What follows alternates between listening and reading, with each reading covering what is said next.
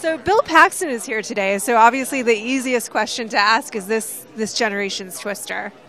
He hasn't aged a day, has he? Crazy. Isn't it crazy? That's what being in a Twister movie does for you, eh, Max? Yeah. That's what you have to look forward to now. Be good for you, lad. Yeah. I mean, how long ago was it? 20 years? No, it was... No, when? Yeah, 96, 95, 96, yeah.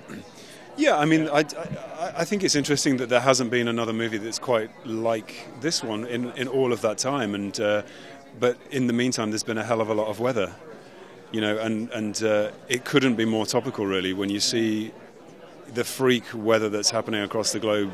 I mean, that's not what our movie is. It's a piece of, you know, great entertainment. It's a thriller. The monster in the movie is a very unpredictable weather state, which I think is really exciting. But yeah, it's interesting that there hasn't been a movie like that for 20 years. Does the sort of found footage feel of it lend itself to a disaster film? Because we don't always see that. I think so. It was kind of a surprise that hasn't been done more. Yeah, it's. I just think the found footage thing makes it more visceral to be thrust right into the middle of the storm. Is kind of affecting and makes it all seem more dangerous.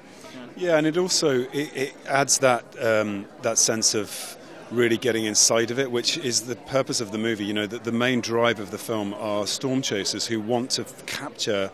They're compelled to capture these images that have never been seen before, and I think, you know, the multi-camera aspect of the found footage gives you that immediacy that you know, with you guys, you're on iPhones or something, aren't you? We're iPhones and just you know, school video equipment. Yeah, we have 3 different perspectives that all kind of entwine, so you kind of get the sense of the way the storm affects this community, this small town.